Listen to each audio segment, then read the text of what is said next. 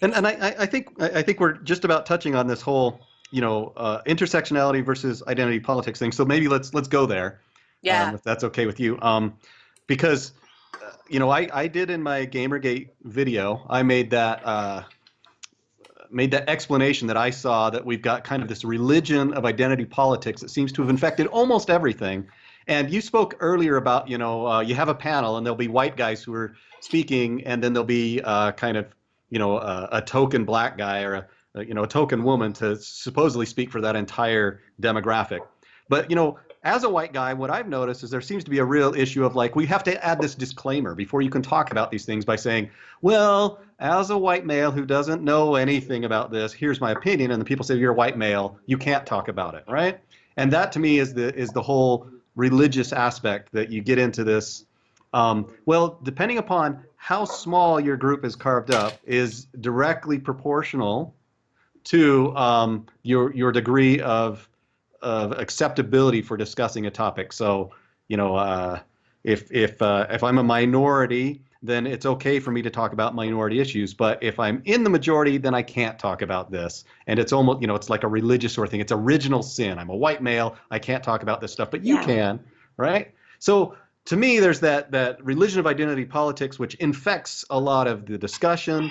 And then in feminism, there's this thing called intersectionality, which to me, on the surface, looks to be almost the same thing. That you go and carve people up into their demographic groups. And then once they're carved up into their demographic groups, you kind of rank them into, where they are on the ladder in terms of oppression, right? So talk about that. Tell me, how do I make a distinction between religion of identity politics? Do you believe that it's even out there and a problem? And intersectionality as it relates to feminist critique? Yeah, that's a big question. It is. I'm sorry, but yeah. And first of all, I want to be clear. I'm not saying white guys shouldn't be on panels and shouldn't have an opinion. I'm saying it shouldn't be, if you're gonna go down the identity politics route and have to have the woman and have to have the black guy, why do you always have two white guys? That's what I'm saying. And that's an important distinction that I don't think anybody should be excluded from a discussion. And I think sometimes it's that whole thing, this is a safe space, no men allowed. Why does that make that inherently safe? Women's bathrooms would be the safest places on the planet if that were true. And that's where women go to gossip about each other. I mean, comedy's funny because it's true, right? Right. But the identity politics thing is a tricky one in and of itself, because the NAACP, for instance, is identity politics. And I don't think anybody would argue, well, there are some politicians that have in the past, but that's some evil organization decide to destroy white men, right? It has its drawbacks. And intersectionality, it's really interesting. It's really informative to hear people like yourself talk about this concept, because it tells me that it has been really badly laid out. It's one of these academic terms that should never have broken containment into the popular consciousness, because it does get messed up. And a lot of feminism has a tension there. There were the academics like, Shmuleth Firestone, who were doing this really heady stuff in the dialectic of sex. And then you had Gloria Steinem, who was speaking the language of the masses. And because everything got sorted, feminism basically got sorted into Hufflepuff in academia. Instead of various feminists ending up in history departments or science, a feminist approach to science or English or these sorts of things, they ended up in the women's studies department. So instead of, because Hufflepuff's the one for people that don't really fit anywhere else, and because everybody ended up in this house, it became irrelevant. Instead of informing the practice of the different ways of looking at things, feminism, women's studies became this interdisciplinary thing of, well, we're going to cherry pick from anthropology and sociology and hard sciences and history and all that stuff because the only common factor is women. That's where things started to go bleh, because you can't borrow from anthropology and sociology at the same time. One is about culture, one is about society, and anthropology has this thing called cultural relativism that sociology doesn't have. You can't do both. And the complaints about cherry picking facts come systemically from everybody getting ghettoized. I mean, it's no different than the way they used to round up all the women in Sparta as a portion of birth control. I think there was an element of people like, we don't want to have to deal with women in our departments. Give her their own department. Just let them go bitch there. There was some of that. I mean, Harvard, people think of Harvard now as this big, oh, it's an SJW central. They're doing all these things. That's a reaction. Harvard dragged its feet so badly on full integration of women. They weren't fully compliant with Title IX until the late 1990s. It took them that long. And so they're reacting the other way because most of these places really don't pay attention to something until it's on fire. But because of that, because academia is all about tenure and the media is all about ratings and it's all this hierarchical structure, intersectionalism got warped into that hierarchy. In fact, intersectionalism, imagine it like a web. So you've got a person in the center of the web, and then all these different systems spread out from that web. So it's not about you're more oppressed than me. It's that someone can have greater or lesser experiences with oppression depending on the scenario. For example, every guy knows what it's like to walk into that room full of women at the end of a girls' night where everyone's drunk and very, very honest. There is not a lot of male privilege in that room, okay? That's one thing that intersectionalism attempts to address. The way it gets messy is that because of the Marxist influence in a lot of this stuff, people love saying blank is a class. So gender is a class, race is a class, sexual orientation is a class. Well, what gets left out from that? Class, economic class, like actual socioeconomic class.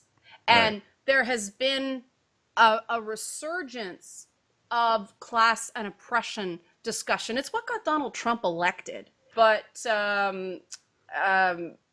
this is kind of the issue, is that we don't talk about class sufficiently enough. And when we look at a game character, and this was my English literature background kicking in, people tell different types of stories about a commoner than they do about a rich person. And class is one of the driving things in The Witcher. And when everybody complains about, oh, it's not inclusive enough, it's not this, it's not that, well, that's because it was a series of books written in Poland where the oppressor in Poland also had a white face because the Germans rolled in and made the Poles' lives a living hell. And then the Russians liberated Poland from the Germans. And so they were allowed to talk about how terrible the Germans were, but not the Russians, who were in a lot of ways just as bad. And so the type of oppression that is talked about in a game like The Witcher is not based on race. It's not based on, there's some gender dynamics. I don't want to get too far ahead of myself there, but this was not what this particular game was exploring. And that's supposed to be okay in an intersectional approach. The problem is, because people are using this theory without understanding it, they're applying it in ways and places that it doesn't apply. There's this divide even within intersectionalists about whether it should be a passive analytical tool meaning we just use this like we do any sort of mass comms theory to understand the work, or whether this should be politicized and in everything we do make it an active agent for social change. And there's no agreement even among people who practice this. The reason I don't want to say in favor of it, because I'm actually not, and I don't want to be a hypocrite later. Okay. But the reason I think that intersectionalism actually done more good than harm, even though I acknowledge the raging garbage fire that it is at times, is because a huge mistake that the second wave feminists made was that the message of second wave feminism, channeled through Betty Friedan's The Feminine Mystique, was pretty much a rallying cry for middle-class white housewives. And there was a competing social justice movement at the time in the civil rights struggle. And so Black women were caught between two worlds. They weren't getting their issues as women addressed in the civil rights fight, on the race-related civil rights fight, but they weren't getting any sort of acknowledgement that their challenges as Black women were significantly different than those of white women, and the feminine mystique did not speak to them. It was, oh, you poor dears, you know, you're worried about what you do when your husband comes home. I'd like to have a husband. And if second wave feminism had taken a more inclusive approach, a more intersectional approach, then it would have been more, it wouldn't have broken the minute anyone tried to bend it. And that's been the problem with these waves historically, is they don't adapt well. And now they're trying to do the exact opposite, where, oh, we're just going to do a numbers game. And yes, the environment's a feminist cause. And yes, you know, religion is a feminist cause, and all are welcome. And then you get PR nightmares like Linda Sarsour's tweets that just completely confuse the issue.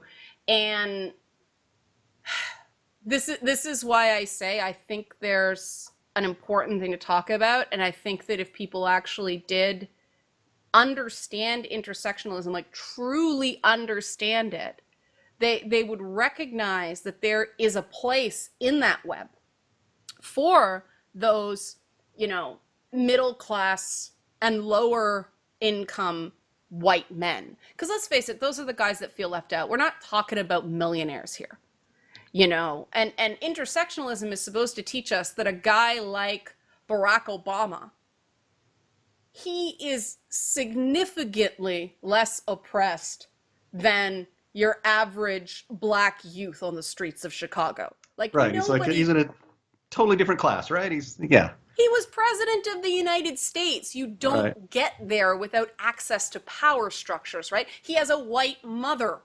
That matters.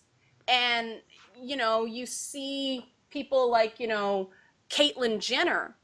Caitlyn Jenner does not share the problems of the, you know, average rank and file trans woman. She is of greater privilege because she was an elite athlete, because she's rich, because she's connected to the media. So while she has done a lot to humanize trans women, she can't speak to the daily struggles the same way. And intersectionalism, and this is the part most people miss, intersectionalism is supposed to make you more aware of the places you have it good, as well as the places you have it not so good. And I mean, I grew up in this. I was a white kid in a predominantly Black neighborhood. So yes, I grew up poor. And I have those issues with poverty that I'm going to deal with my entire life. Poverty marks you in a way that needs to be discussed. But I did see significantly different treatment between me and my Black classmates and my Indian classmates, and, you know, the kids that were coming over from places like Pakistan and Afghanistan who didn't speak the language. So I had opportunities that these kids didn't because of the immediate sort of prejudgments that people make. Now, does that mean that I wasn't aware at the time how much poverty matters. I got smacked between the eyes with it when I tried to apply to university, because people who go to private schools and get a B average can go to any school they want. You went to my high school, you had to have astronomical grades to get into a decent school.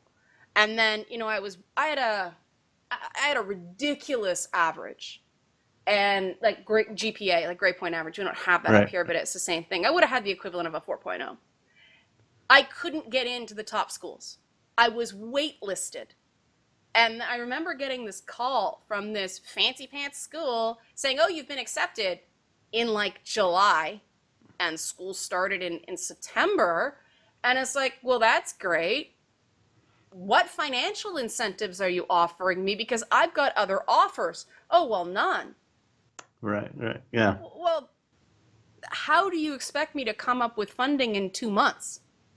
Because there's access to credit as well, right? I mean, people who have parents who don't own homes, who don't have access to financial tools. It's not the same experience as somebody whose parents own their home and have, you know, access to these financial services. It's a huge deal. Now, am I going to go around pissing and moaning about how hard my lot in life is? Absolutely not. We used to call it appreciating our blessings.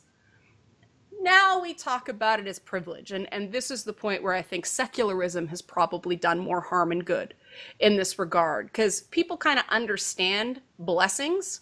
Atheists may roll their eyes at, oh, you're bringing God into this, but no, we know what it means. You know, it could be worse. But the religious framework frames it in positive things. Oh, I'm fortunate. Isn't it great I have food? Isn't it great I have a roof over my head? Isn't it great? It makes you focus on these things on a positive paradigm. Privilege makes people feel like they need to feel guilty for what they have. And feeling fortunate and feeling guilty is not the same thing, and it motivates people in very different ways. If someone feels fortunate, they're going to share. Oh, I have plenty here, right? Come share with me. Let me give you some of what I have fortunate to have. If you feel guilty, people go into a defensive crouch. What do you mean? What do you mean I have all these opportunities? I don't have all these opportunities. Like, screw you. And this is the problem with the privilege argument. This is the problem with intersectionality, identity politics, all that stuff. I so much agree with that. And that is a really good way to look at it, because I have experienced that privilege argument myself, where people have come at you, said, well, the reason that you've had success is because you're a white male, and this kills me, because I'm like, well, there was a time when I was sleeping on the floor, I couldn't afford furniture, I didn't have enough money to pay the heating bill, all classes sort of things, right? I didn't have anything as a white male to go and say, well, I get a white male scholarship, right? Those sorts of things did not apply to me. And it feels like you're saying you don't deserve your success. The hard work that you put in, that has nothing to do with it. That's always bothered me. And I actually think that speaks to a lot of the backlash that we see both in games and other places, that people come around and say, you can't talk about these things because you have privilege, because you're in a position that's higher. I wanted to throw this in because I recognize that a lot of my viewpoints have been significantly influenced by Christina Hoff Sommers, right? And I've read a couple of her books, and I really like the book Who Stole Feminism? I don't know if you've read this, but and that's where I got this impression of intersectionality as being a predominantly negative thing, where she talked about conferences she would go to with all women talking about feminism, and they would go in and break themselves into ranks about who is the most oppressed and therefore has the most right to speak on issues of oppression. And she said it just devolves into the oppression Olympics. And right? And you're like... And in practice, she's absolutely right. That is what happens, because nobody's actually holding people to be honest and accountable to their own stuff. Like, it's the way these conferences are organized. So I don't want to seem like Professor Sommers and I are not in agreement on this point. There is things we do disagree on, but on this point, her speaking about her experiences is absolutely true. it did happen. She is 100% correct in those criticisms of structural academic feminism. It's true. I was talking more about intersectionalism as a theory, Okay, as right. opposed to application. We all know that things can look amazing on paper and then be executed badly. Well, So that's a good distinction to make, yeah, right? So yeah. we've got it in the books, the academic, and then we've got how people are using it. We haven't mentioned Miss Sarkeesian yet, but I think I see that a lot. That she's using what seems to me to be kind of this gender studies motivated pop version of feminism that seems very uninformed to me. I even feel like I'm a better informed feminist on a lot of issues than she is, even though I don't like to call myself a feminist because of the connotations with it. But then why does that get so much play? Why do people, when they hear feminism, think that's what it is? Sarkeesian is the face of feminism. Why is that? Is Uh, it? oh man, this is where intersectionalism comes in. Yeah. Okay. Imagine Anita Sarkeesian at the middle of a web. I'm gonna really piss off her supporters and use Ivy Valentine to represent Anita Sarkeesian. There she is. She's at the center of the web. And we have a whole bunch of different phenomena informing the brand of Sarkeesian, the phenomenon known as feminist frequency. And one is the Denzel effect. Samuel L. Jackson talked about this, that with marginalized people, with minorities, there's only one at any one time. So there's only one Denzel. And then they needed a sort of lower rent, more squaresy Denzel. So they got Sam Jackson. But nobody's going out and finding the next Sam Jackson. And now it's Mahershala Ali, the Right. sensitive black man who white women are allowed to find attractive instead of being afraid of. Kind Right. of harkening And back to Denzel. he's Muslim too, He's right? I Muslim. think that's an important part. Yeah. So extra point, even though he doesn't play Muslim people in anything, he's Remy Danton from House of Cards, man. Right. He plays sensitive but butt-headed Christian dude in Hidden Figures. I mean, he's an actor. He acts. But there is that. There is only allowed to be one representative of a so-called special interest group at any one time. So the minute Sarkeesian got that spot, boom, the affirmative action quota is closed. We take no more. It isn't the beginning of a conversation. She is the avatar. She is the Lara Croft of this feminist argument. And then everything she says becomes what you said, the religion of identity politics, because the other thing is, because of our benevolently sexist attitudes in media, women aren't allowed to disagree with each other. It's dismissed as a cat fight. So people at large become very uncomfortable when two women are disagreeing. It has to do with a lot of family dynamics and men being pressured to be helpers and fixers in their early life. And so when mom and sis were fighting, you were expected to jump in and kind of solve it, that whole white knight thing. But Right. We are still uncomfortable with women disagreeing with each other. So, oh God, don't fight. It's a cat fight. Oh my God, people are just put right off. But then you have this other thing where the games press is made up of people, and I don't know how much they realize it, but they have it pretty good. These are people who I think so. knew the right people who could give them a job based on networking at a time where there really was no skill set. It was who you knew and who had a website and which website became popular. Most of those were white guys of a certain income bracket because they were the ones with the ability to fart around for 5 years until the site started paying. You meet a poor kid, the kids I went to school with who had to work at McDonald's till 1 o'clock in the morning and then go to school, they're not doing that. They don't have the time. They don't have the money to burn. I mean, Silicon Valley lives and dies on your burn rate, right? It's this entire model of you have this pot of money that you just slowly set on fire until your 2 years, 5 years, whatever is up. So there's Right. that. And they have this sort of background guilt of, yeah, everything she's saying, at least in what I've seen, could be true. I don't know.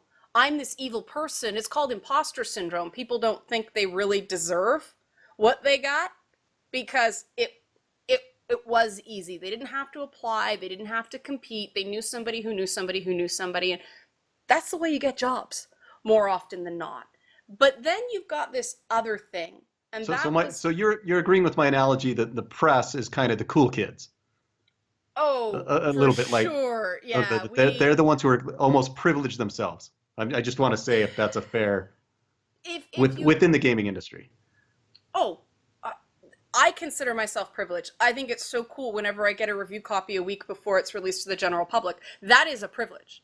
Right, and I realize that if I break an embargo or if I screw around or if I'm too unfairly mean to a game, they can take away that privilege. I will completely, it's amazing. I feel blessed every time it happens to me.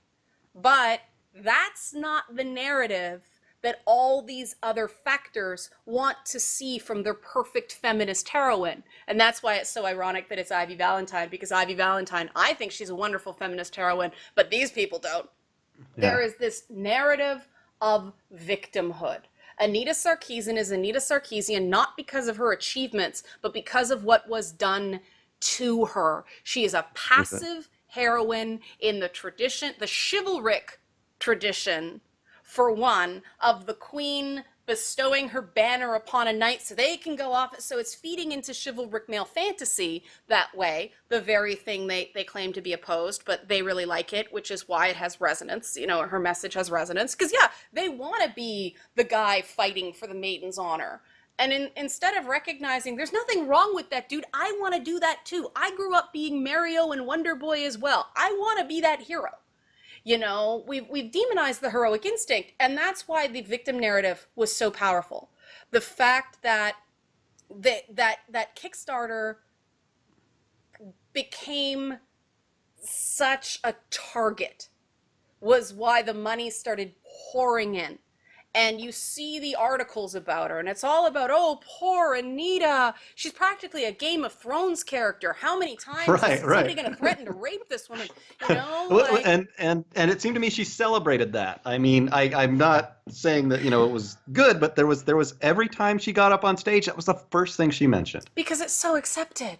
Yeah. I mean, it is easy. You get rewarded for doing that. I think there's a lot of reactiveness, and Tropes versus Women is a very reactive series. It's speaking the language of, because I mean, what is it? How would you like to punch me in the face today? Here's the game dev. Hello, welcome to my game. Punch me in the face. Boom. You know, thank you very much. We deserve the criticism. Punch me in the face again. Like, this is what I see. Instead of critics attempting to understand what you guys do and saying, I get that this is what you were trying to do. You could have done that better, and here's how. I completely agree. Well, and I think it's funny, the redemption of Tracer, right? That, oh, she's not gays. Oh, what are you doing to my daughter? Oh my God, you can see her bum crack. Let me break it to you, ladies. That pair of Lululemons that you paid $120 for sweatpants, that's showing your butt crack the same way. But then, boom, she's a lesbian, and all of a sudden, this very same people who are criticizing her over a pose, which was actually quite a masculine pose. I broke it down at that point, but all of a sudden, the same people adore her. But nothing changed. We added a detail. But her costume's the same. Why is it suddenly okay? And now we get into the argument of, oh, but she's a pretty lesbian. She's a cartoon. Right. There's an element of romance and glamour to all game design. These people are champions. It's narrative tradition, right? So there are very few champions in myth who were ugly. They all play it up. Stood 7 feet tall and could snap a tree with his bare hands. And this is a storytelling tradition we're dealing with. We're dealing with superheroes here. And right. There's a point where you suspend disbelief, but I think we need to have these conversations. The problem is getting back to the phenomenon of feminist frequency.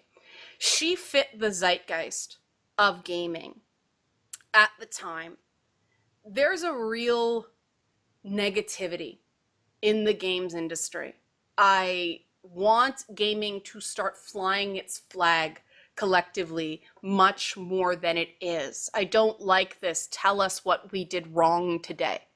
I think that that takes us down the wrong paths. I think that the successful game design studios are not perfect, but a company like Rockstar, a company like CD Projekt Red, isn't constantly going, tell us what we did wrong. They have a few things they know they're really awesome at.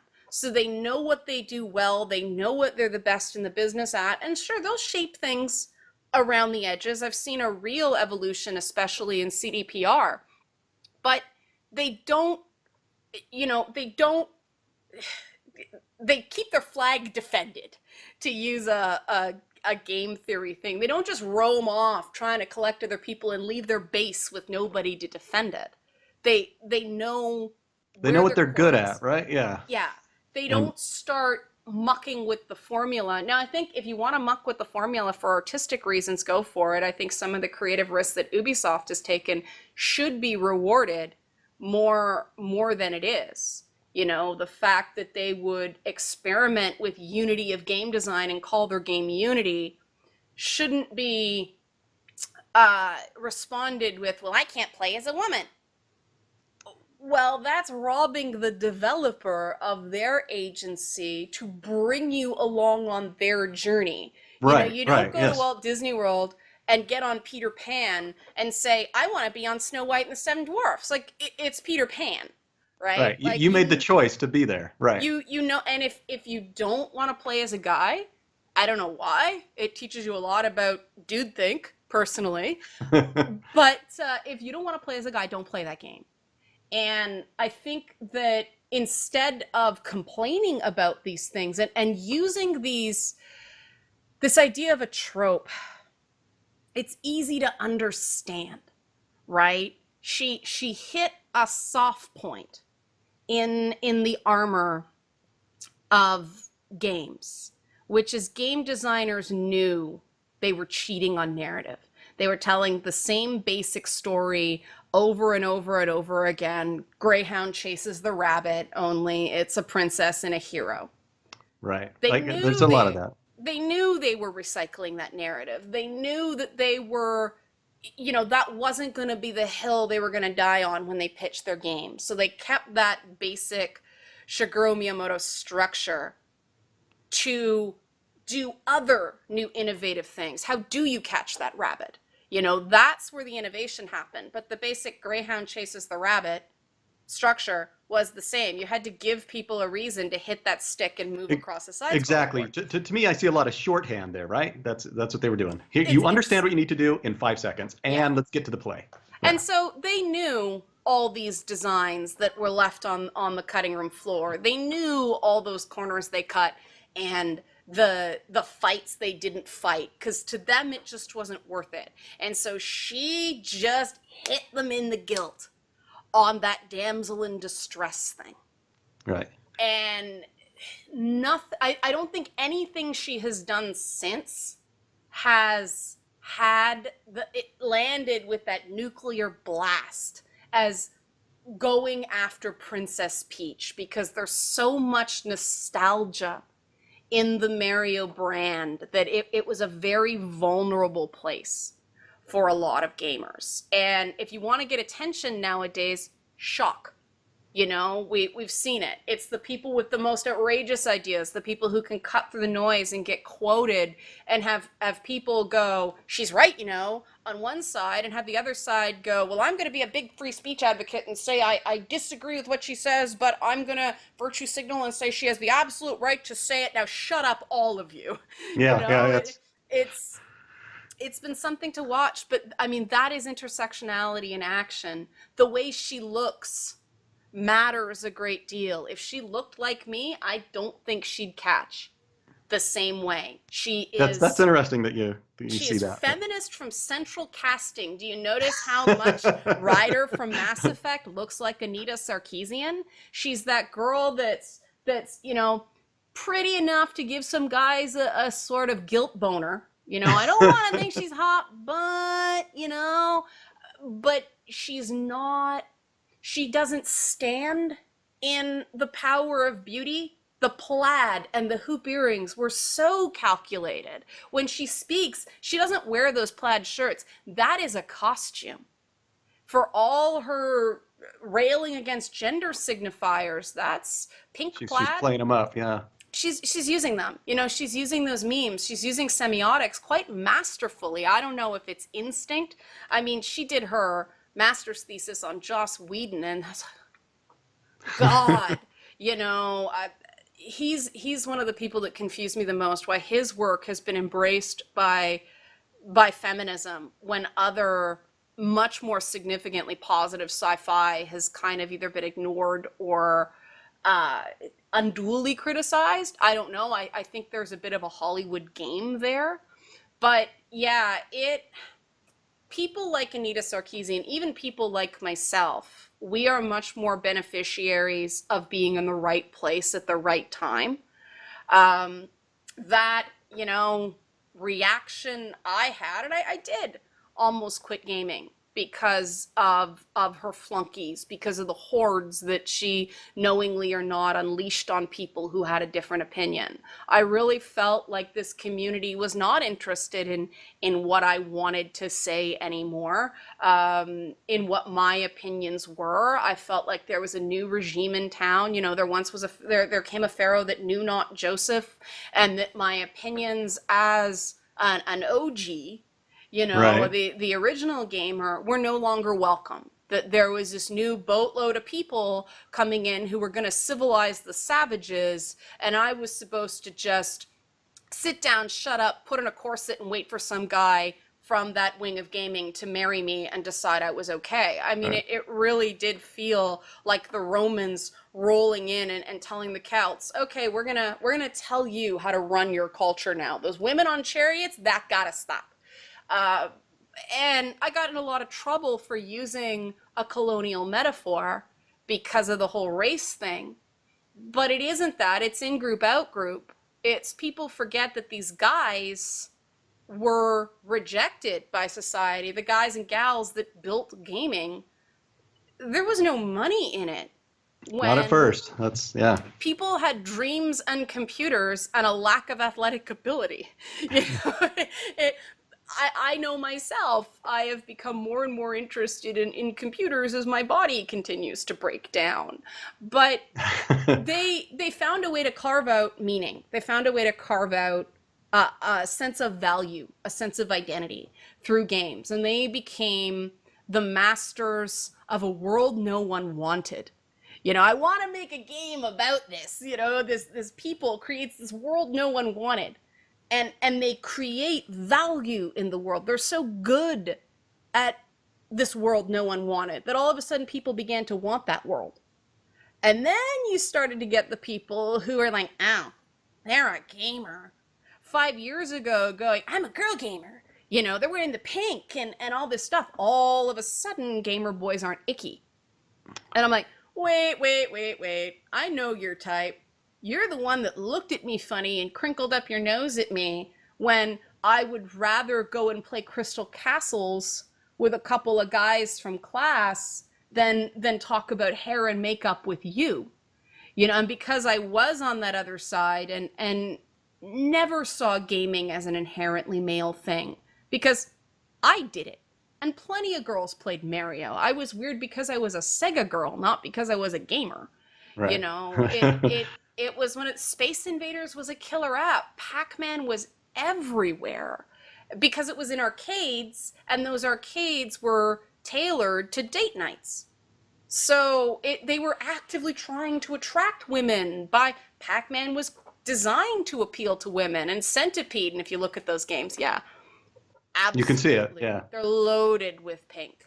You know, compared to something like Missile Command or Asteroids or Space Invaders. And yeah, those are slightly older games, but still there's a clear design sensibility. But then again, you know, Tropes versus Women takes a jab at that about, I don't even remember what the circular logic there was. My issue with the series is they find an ending and then they trace Billy's path through the yard, family circus style, to get to that predetermined ending. Whereas the way I tend to work is, let's look at this thing and let's see what we get. And that has led me on journeys that made me discover that Valdo and Ivy Valentine in Soul Calibur are essentially sharing a closet. Like, they're wearing very similar wardrobe. And then I started realizing that I think it's Khalik and Talim have similar dress codes, and Songmina and someone else. There's a whole map you can open up in Soul Calibur 3, and it shows the different relationships between the various characters, and they're all told through costume. And people are missing this completely by freaking out over the dominatrix trope, you know, the fighting fuck toy. That yeah. Anita Sarkeesian has dubbed these. And I think this is very reductive thinking, because there are some women who ended up in places through no fault of their own, and we shouldn't be treating these women like they're just scarlet lettered for the rest of their life. I mean, it's so crazy that the idea of a scarlet letter was once rallying against the patriarchy, right? That a woman accused of adultery was basically drummed out of society. The stuff Victor Hugo was using in Les Miserables with Fantine having to turn to prostitution and selling her hair. You know, we have taken these powerful stories that were supposed to show the unique struggle that women had in a society that didn't allow us to work and didn't allow us to have you know, sexual freedom and freedom of choice when it comes to selecting our sex partners, reproductive rights, all that stuff. It's turned around, and even the appearance of a character like that is a bad thing now. And that's when I start doing my Edvard Munch and the Scream face again. Like, you don't know your history. You don't know your background. You don't know your theory. What do you know? Oh, you know the emotional response you had to seeing a character who you think the boys like better, which is a completely heteronormative patriarchal approach. Right. You're projecting that, yeah. And it's one that a lot of women can understand. A lot of women go, yeah, that Tits McGee character made me feel bad too. Lara Croft made me feel like I didn't have a tiny enough waist. That kind of thing. And we all were through it. But instead of, you know, sitting up at the bar pouring yourself a stiff whiskey and going, so? That's where the discussion stops. It is such a raw wound for a lot of women, and because we have not been encouraged to get in there and actually, you know, it's called the man in the arena for a reason.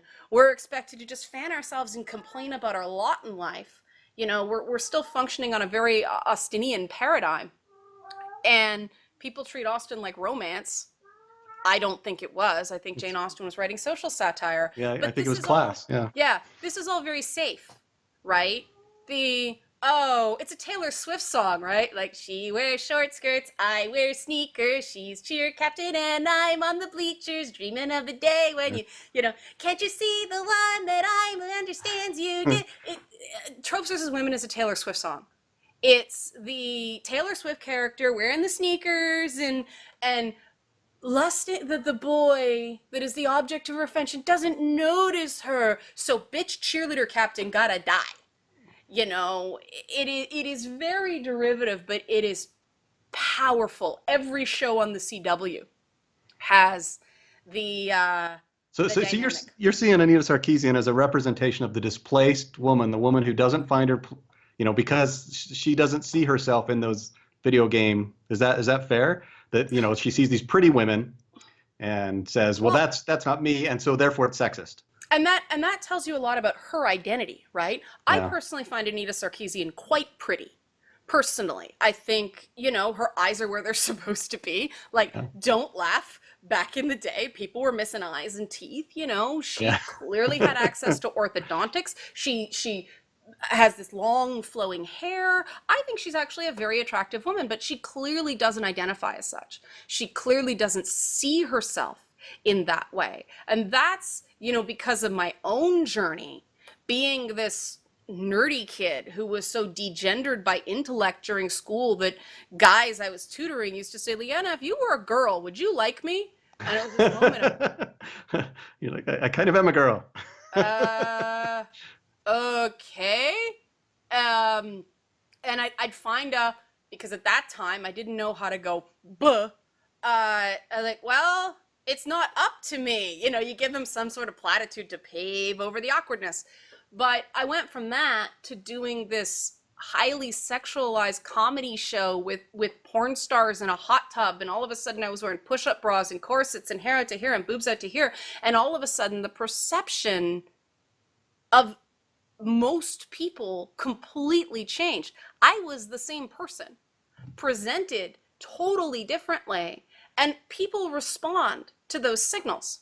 And I said the whole point is finding a way to expand on what is beautiful, not just keep giving me the same face. That's not our mandate at all. But instead of this idea of, oh no, we should have plainer characters or we should have ugly characters because that's representational. What kind of self-defeating logic is that? You know, like, why can't we go, you know, like, to use the inside out thing, why can't we say that joy is beautiful, but sadness is beautiful too? Because without sadness, you can't really appreciate joy. Right. And, you know, they didn't give sadness in that character roles of back fat and acne, you know? Right. She's still pleasing to the eye. There is still a glamour there. There is still a beauty to that character. They just found the beauty in sadness, in her. right? Yeah. Right. In the melancholy. Found the beauty. And this is the purpose of art. And if we just give up as women in gaming, if we don't see ourselves as beautiful, and that doesn't mean we have to be unaware of what we look like. I mean, you know, I sure ain't Talum from Soul Calibur, and I wouldn't, and she was my main for a long time, but she doesn't look anything like me. But, you know, I don't kid myself, but I can have and thinking instead of or thinking, and this is, you know, programming coming in again. It's Talum is beautiful, and Ivy is beautiful, and Songmina and Zhang and Taki and all that stuff. Although I want Taki to wear a bra, it causes me pain that a woman with boobs that big is flapping in the breeze like a dead squid. But but that's got nothing to do with the size of her boobs. That's no contain the beauty, guys, just because it hurts. Yeah. But instead of going and, the current analysis is or. So if here's this whatever, if here's this busty brunette depicted as beautiful, it is up to you to process that as, this is saying I'm not. Right, now, right. You know, that's in isolation. When every character in gaming was either a copy of Princess Peach or Lara Croft, yes, certainly, that sent a real message. And I'd like game designers to be more creative in that regard. But again, I'm very aware of the pressure that, you know, to quote Walt Disney, the bean counters put on people to not challenge the audience too much. They don't want to have to sell an aesthetic at the same time that they sell a product. So you have to pick one. Oh, we're going to tell people that this is a world of beautiful women and dangerous men. Well, we don't have time to redefine beautiful, you know. Right. The beautiful thing is in games, you don't have to.